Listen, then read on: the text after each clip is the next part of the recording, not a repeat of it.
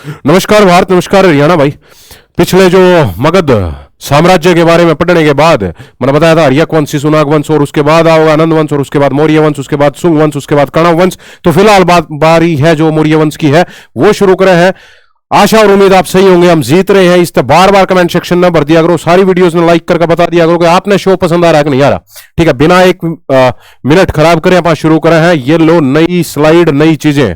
मौर्य वंश, मौर्य वंश जो है, मौर्य वंश का जो समय रहा है वो कब तक रहा है? 322 ईस्वी पूर्व तक लेके 185 ईस्वी पूर्व तक मौर्य वंश का समय रहा है मेरे भाई। कब तक? 322 ईस्वी पूर्व तक 185 ईस्वी पूर्व तक। और मैंने मगध साम्राज्य है जब पढ़ाया था तो उसका समय बताया था 544 बीसी तक। 544 बीसी तक, 544 बीसी तक। और कब तक रहा था? 322 बीसी तक। 544 बीसी तक 322 बीसी तक। ठीक है, ये दिख रहा होगा आपने मौर्य वंश के जो चंद्रगुप्त मौर्य जो है उनकी फोटो आपने दिख रही होगी स्क्रीन पर। चंद्रगुप्त मौर्य जो थे उनका शासनकाल कब तक रहा है? 322 बीसी तक लेकर 298 बीसी तक। और जो मौर्य वंश के संस्थापक थे चंद्रगुप्त मौर्य, वो किसने एस्टैब्लिश करे थे? मैंने पिछली क्लास में आपको बताया था किसने? चाणक्य, विष्णुगुप्त ने। जब गणानंद के साथ लड़ाई होगी उसके बाद चंद्रगुप्त मौर्य एस्टैब्लिश कर दिए गए मगध साम्राज्य के ऊपर, और मौर्य वंश की नींव रख दी गई वहां पे।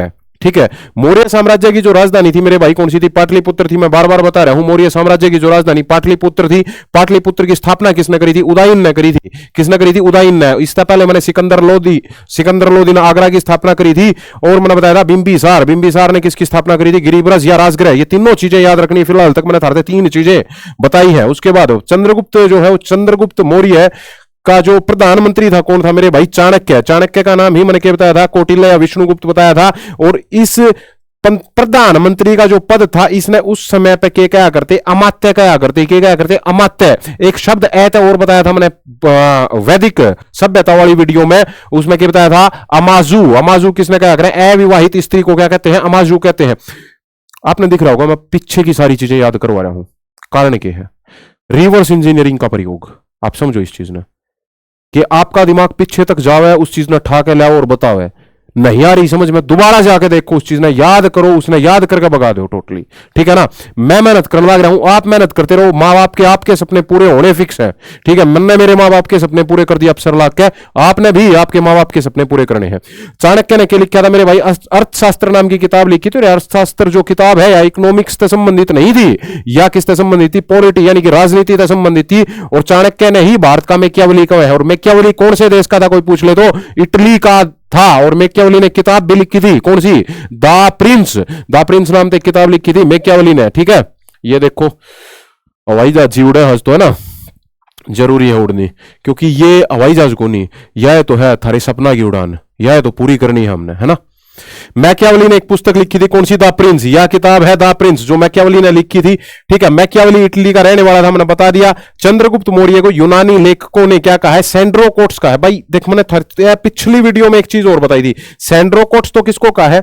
चंद्रगुप्त मौर्य। नु याद कर लो, चंद्रगुप्त मौर्य बहुत बड़ा नाम है कि नहीं है? वो शैंडो पैर का अंडा करता, क्योंकि वो ताकतवर आदमी था भाई। वो इतना बड़ा ताकतवर आदमी था कि वो शैंडो पैर का अंडा करता, तो उसका नाम क्या था? सैंड्रोकोट्स था। लेकिन मैंने इससे पिछली वीडियो में बताया था कि गणानंद भी एक नाम दिया था, गणानंद को एक नाम दिया था। किसने दिया था? यूनानियों ने। क्या दिया था? अग्र भोज। मैंने याद कराया था एक ट्रिक तो थरता है कि नंद लाला जो है उसके आगे तो बहुत घना आगे आगे भोज रहे हैं, मतलब भोजन बहुत ज्यादा रहे नंद लाला के आगे। याद आई चीजें, याद करो। ठीक है, उसके बाद मेगास्थनीज जो था ना, इसने किताब लिखी थी, कौन सी लिखी थी? इंडिका नाम की एक किताब लिखी थी मेगास्थनीज ने। और ये मेगास्थनीज जो था यो किसका दरबारी था या किसका राजदूत था? यो किसका था? सेल्यूकस निकेटर का। और सेल्यूकस निकेटर किसका सेनापति रहा है? थल सेनापति सिकंदर का। आगे बातें याद ध्यान रहनी चाहिए।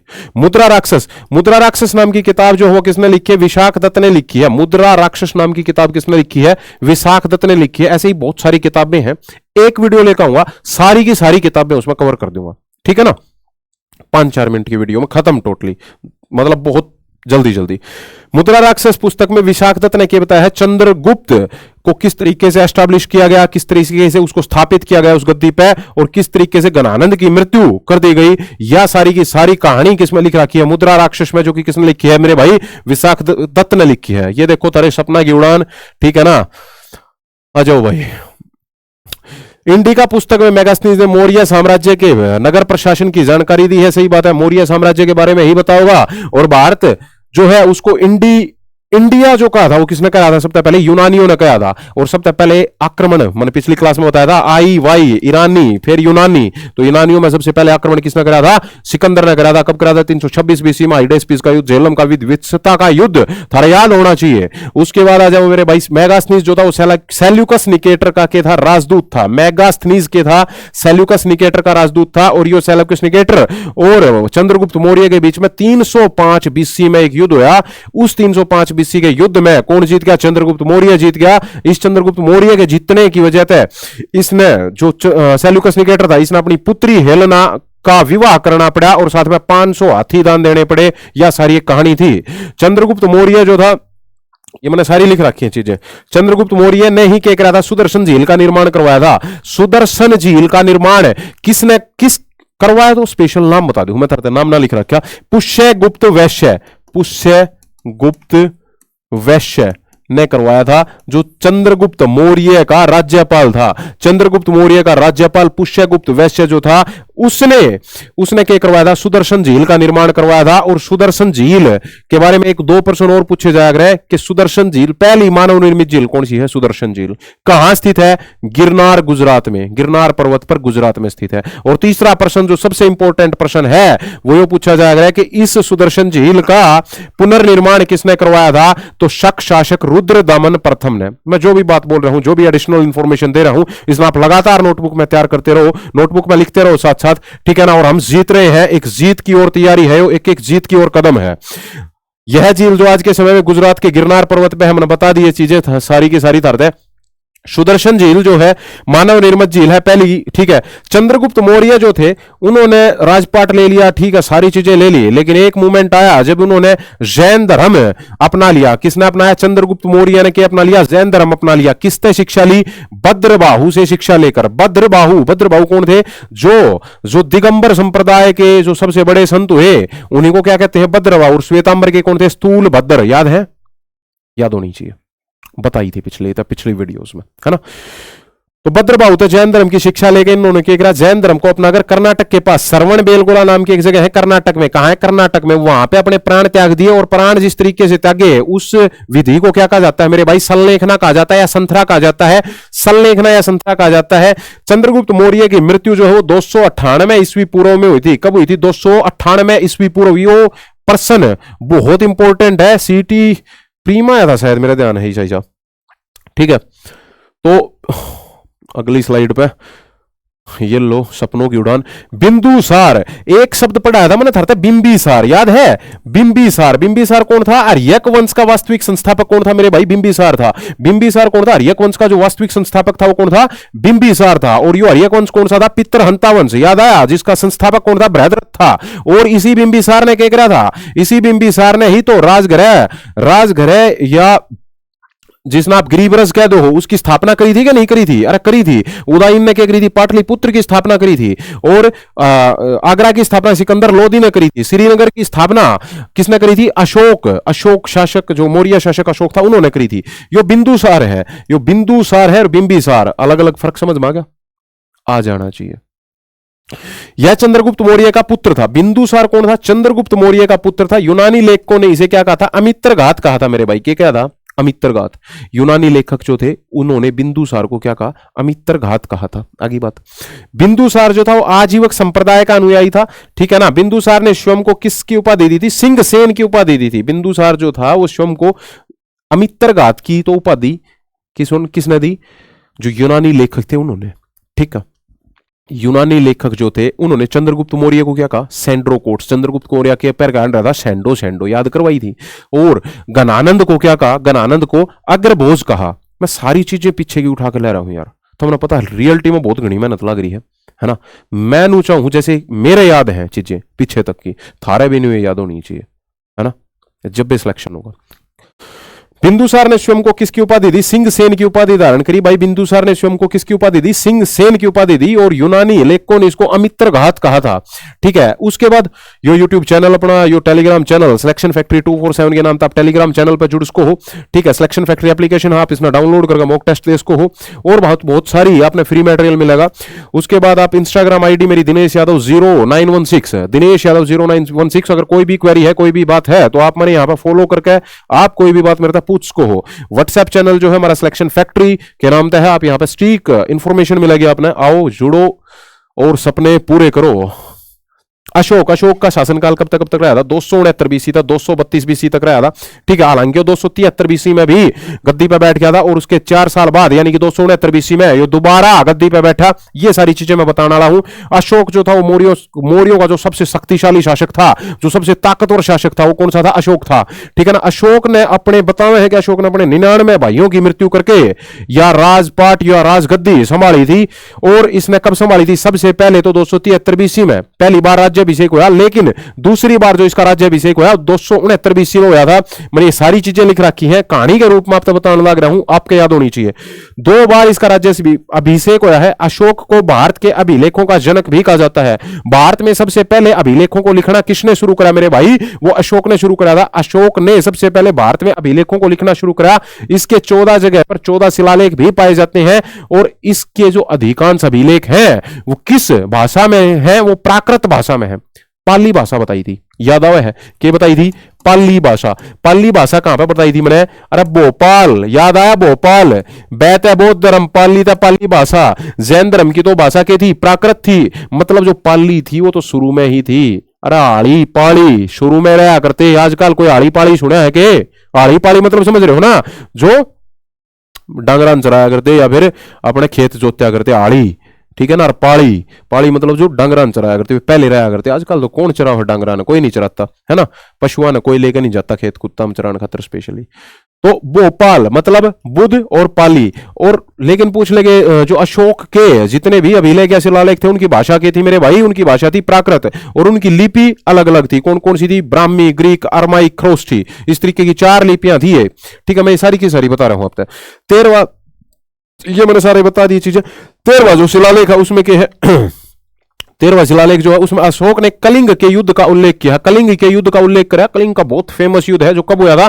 261 बीसी में। कब हुआ था? मेरे साथ बोलना करो, जहां भी बैठे हो फर्क नहीं पड़ रहा। थारे माता पिता ने भी मेरा पढ़ना चाहिए कि मारा छोरा है हमारी छोरी, मेरा बेटा या मेरी बेटी तैयारी कर रही है, मेहनत कर रही है और सही तरीके से कर रही है। जहां भी बैठे हो आप बोलो तो सही, चीजें याद होंगी, मैं गारंटी दे रहा हूं। आप तो यहां पर खड़ा हो गए है ना।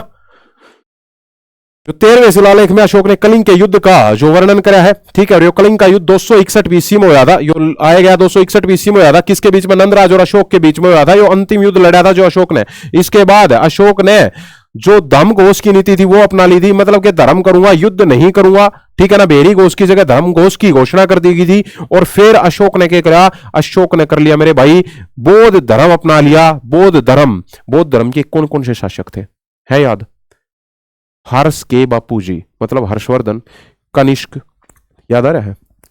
हर्षवर्धन, कनिष्क, काला अशोक, बी तय बिंबिसार, ए तय अजात शत्रु, पी तय प्रसेनजीत, यू तय उदयन, जी तय गोपाल। याद रखो यार, है ना। मैं बार बार रिवाइज करवा रहा हूं, मुझे पता है थोड़ा सा समय भी बढ़ रहा है 15 मिनट शो का, लेकिन मैं फिर भी बार बार रिवाइज करवा रहा हूं जो पीछे की चीजें हैं। या रिवर्स इंजीनियरिंग है, या ही चीजें ने याद करने की सही तकनीक है, या ये ओरिजिनल टेक्निक है जिससे आप लगातार पीछे तक की चीजें याद रख सको हो, है ना। तैयार हो?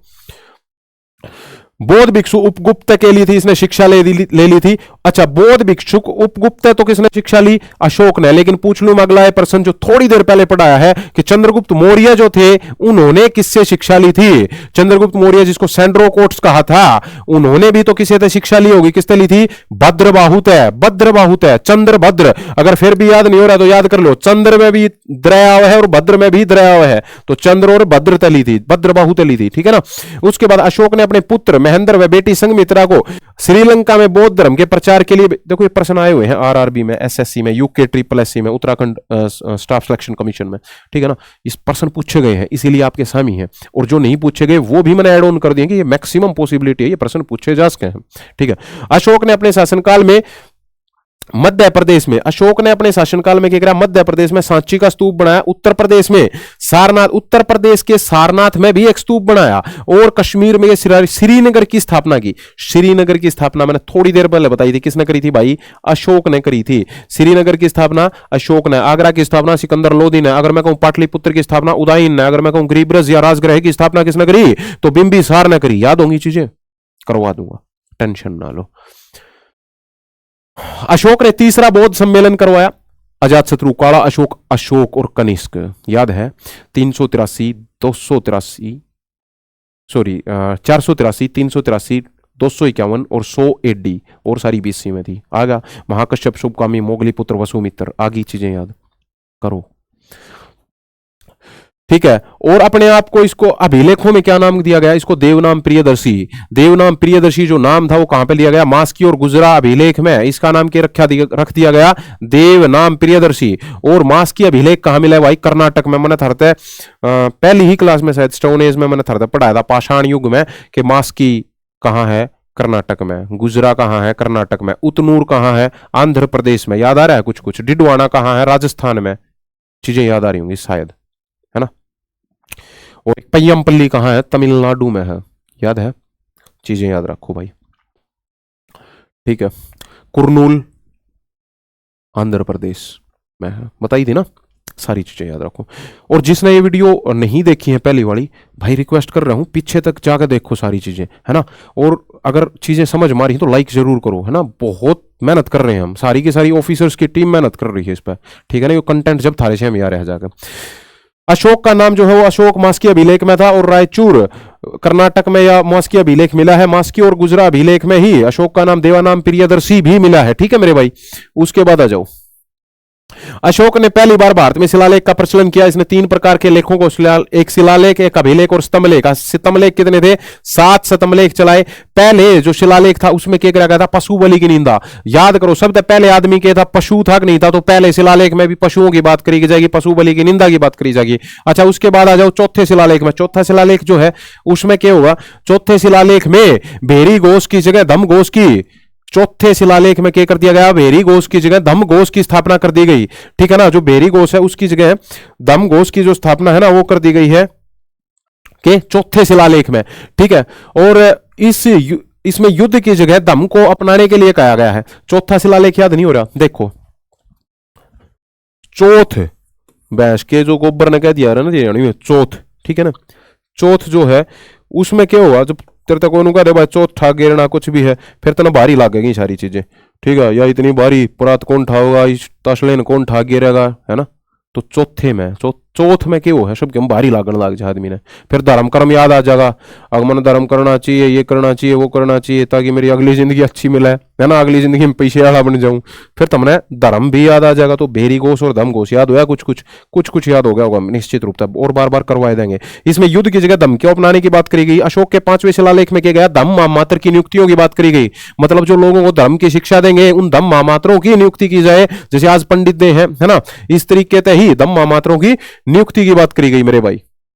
आ जाओ, अशोक के शिलालेख ब्राह्मी, ग्रीक, अरमाइक और ख्रोष्टी लिपि में लिखे गए, मैंने बता दिया। ब्राह्मी लिपि एकमात्र ऐसी लिपि बनी जो, ब्राह्मी लिपि जो है एकमात्र ऐसी लिपि थी जो के करी जाया करती जिस तरीके से आज हम लिखे हैं, मतलब लेफ्ट टू राइट अगर कोई लिपि लिखी जाया करती तो वह कौन सी थी, ब्राह्मी, मतलब इधर से इधर, ठीक है। और सारी की सारी, चाहे वो ग्रीक हो, चाहे अरमाइक हो, चाहे ख्रोष्टी हो, ये सारी की सारी कैसे लिखी जा रही थी, राइट टू लेफ्ट। याद आ रहा है राइट टू लेफ्ट के पैटर्न ने क्या कहा, बोस्ट्रोफिडन के मेरे भाई, याद रखियो, बोस्ट्रोफिडन जो सिंधु घाटी सभ्यता में भी यह लिपि लिखी जा रही थी, जो चीजें राइट ते लेफ्ट की ओर लिखी जाए। जैसे मैं लिख दूं, मैं दिनेश यादव, तो देखो इधर लग चल रहा हूं मैं ना, राइट से लेफ्ट की ओर, इसी नाम के कहते हैं, बोस्ट्रोफिडन कहते हैं। और ये सारी की सारी लिपि भी इसी में लिख रखी थी। तो याद कैसे रखेंगे गुरुजी कि भाई ब्रह्मी लिपि ही जो थी वह ही बोस्टोफीडन में ना थी और सारी बोस्टोफीडन में थी। ठीक है, तो याद रखने का तरीका बता दूं। अरे ब्रह्मा मतलब भगवान है, मतलब ब्रह्मदेव है, उनने तो ज्ञान होगा ना, उन्हें तो पता होगा ना ये आगे जो इंसान होंगे वे किस तरीके से पढ़ेंगे चीजें ने, तो उनको पता था, इसीलिए उन्होंने हमारे तरीके से लिखी थी ब्रह्मा। ब्रह्मा ने वह चीज लिखी जो हमने चाहिए, ब्रह्मा ने क्या लिखा जो हमने चाहिए। याद हो रही होंगी चीजें है ना, मजा आ रहा होगा। I know it very well. थोड़ी स्पीड ज्यादा है, नो इट वेरी वेल, लेकिन यकीन मानियो आपके माँ बाप के सपना तय ज्यादा स्पीड को नहीं, उनके सपन उनकी उम्मीदों से ज्यादा स्पीड को नहीं, उनने जो थारे खातर सपने देख रखे उससे ज्यादा को नहीं।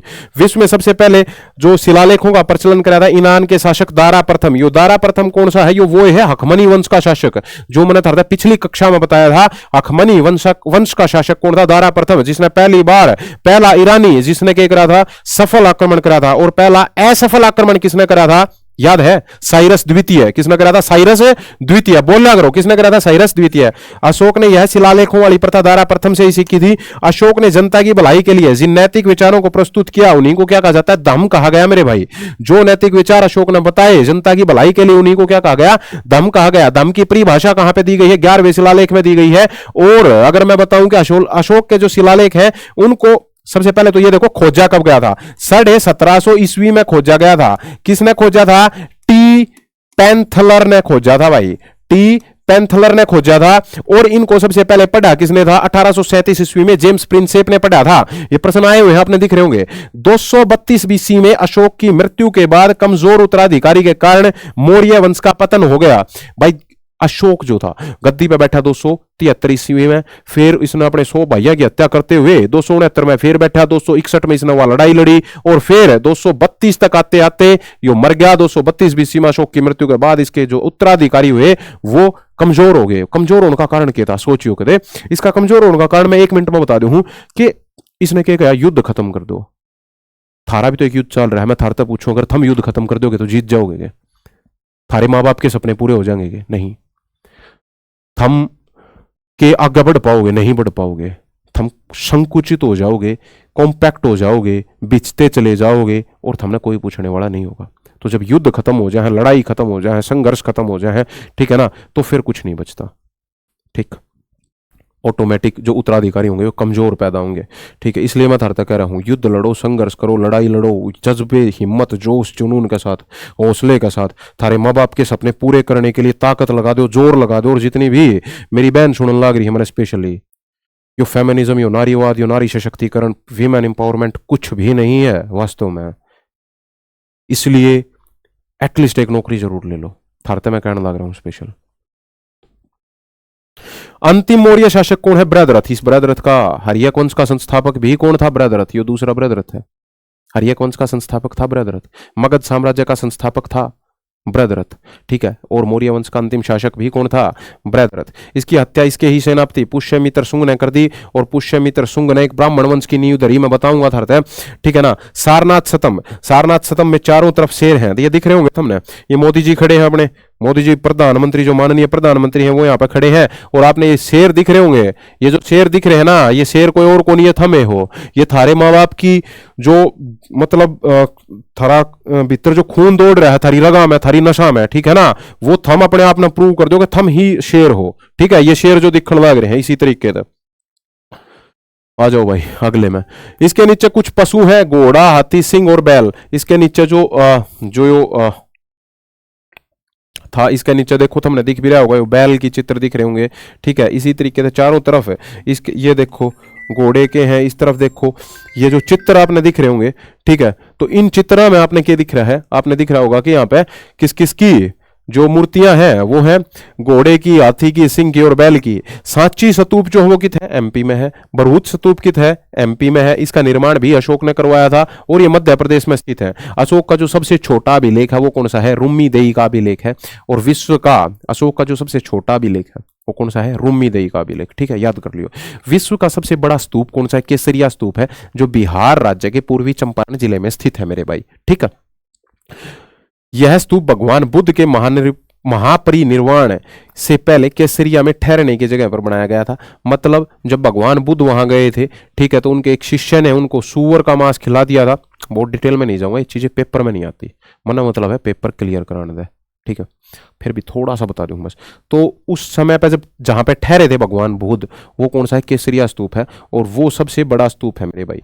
ठीक है, आ जाओ भाई, यो हमारा यूट्यूब चैनल, ठीक है, आपका यूट्यूब चैनल। अच्छा, इसने स्टेटस पर लगाया करो वीडियोस ने, आप अपने गांव के ग्रुप्स में शेयर करो, आप अपने फैमिलीज के रिलेशनशिप के जो भी ग्रुप है वहां शेयर करो, ठीक है, वहां भी बच्चे लाभ उठा सके इन चीज़ों का, मेक इट श्योर। ठीक है, टेलीग्राम चैनल सिलेक्शन फैक्ट्री 247 के नाम तक हमारा। सिलेक्शन फैक्ट्री एप्लीकेशन जो है वो है आप यूट्यूब आप इस पे प्ले स्टोर पर जाकर डाउनलोड कर सको हो। इंस्टाग्राम आईडी है दिनेश यादव 0916, आप यहाँ पर फॉलो कर सको हो। कोई भी क्वेरी हो तो आप मैंने पूछ सको क्वेरी के रिगार्डिंग।